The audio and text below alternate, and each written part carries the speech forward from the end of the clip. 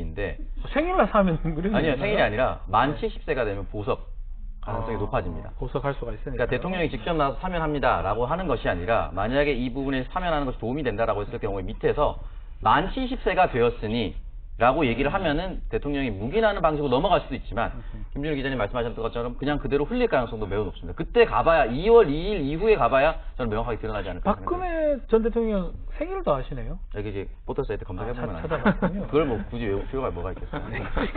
외우면 또 어때요? 아니, 어렵진 않대요, 외우기. 2월 2일이니까. 외우고 싶지 않아요. 근데 지금의 20대, 30대, 이 MZ세대가 바라보는 사면의 이미지가 어떤지 좀 보면 굉장히 이 세대들의 특징 중에 하나가 직관적인 거 아니겠습니까? 그렇죠. 사면해주면 골프 치러 다닌다. 약간 이런 이게 있어요. 왜냐하면 전두환 전 대통령이 사면받고 골프 치는 장면이 많이 나오지 않았습니까? 그래서 그렇게 이해하고 있는 분들도 꽤 많더라고요. 네. 이게 사면 자체에 대한 반감을 좀 갖고 있는 분위기도 있던데 어떻게 보시는지. 네. 저는 사실 이 홍준표 전 대표 같은 분들이 이명박 전 대통령, 박근혜 전 대통령 안고 가야 된다. 뭐 부끄러운 부모도 부모다. 뭐 이런 말을 하는데 그럼 제발 좀 혼자 안고 가시라는 말씀을 드리고 싶어요.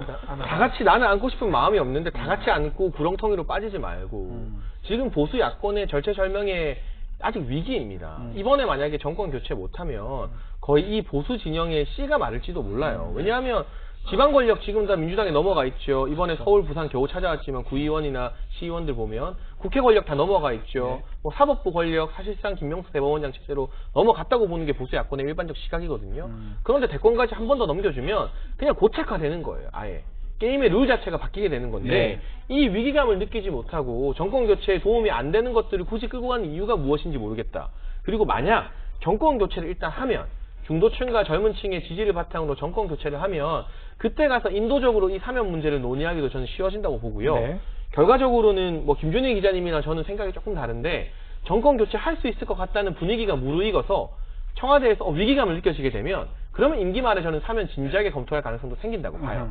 그래서 지금 중요한 건 정권 교체의 가능성을 높이는 것이지 전직 대통령의 사면 문제가 아니다. 그리고 코로나19로 참 힘든 국민들은 본인들 먹고 사는 것도 너무 힘들어서 이거 어떻게 좀 타개할지 그게 당장의 문제인데 두 전직 대통령들이 감옥에 가 있는 건 마음 아프고 눈물 흘리는 건 일부 보수 야권 지지자들 뿐이에요. 물론 저도 그분들의 이 마음 아픈 심정에 동감은 합니다만 더 큰 파이, 더 큰 국민, 더 다수의 국민들은 무슨 생각을 하느냐에 정치 지도자라면 초점을 맞춰야지 자꾸 강성 발언하는 것은 복당해서 내가 보수층 지지 바탕으로 대선 후보 한 번 더 하고 싶다.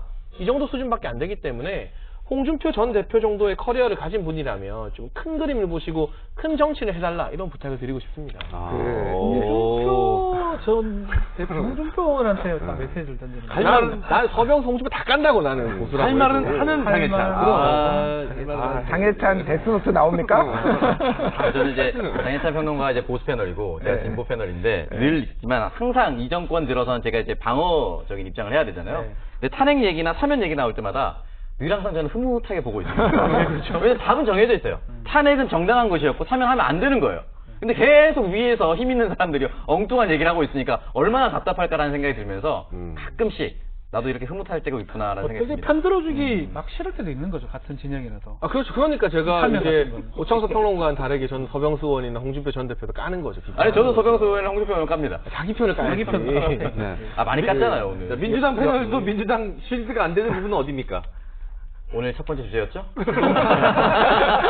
부동산 이슈는 참 마음을 하려 해도 힘들다. 당분간 또 SNS를 못하겠네. 왜 정보세 왔나? 이거 좀 오해하시면 안 돼요, 저는. 그러니까 조금 더 숨통을 틔워주라는 말인데 약간 야당 패널인 줄 알았다고 해가지고 그런 뜻이 아닙니다. 막 빛내주라는 게 아니에요. 이거 포인트 잘 잡아야 됩니다. 네. 지금 20대, 사실 제가 최근에도 20대를 만나봤는데 3번에서 주제 1번 변명을 하시는 거예요. 힘들어서 내가 정책 잡습니까?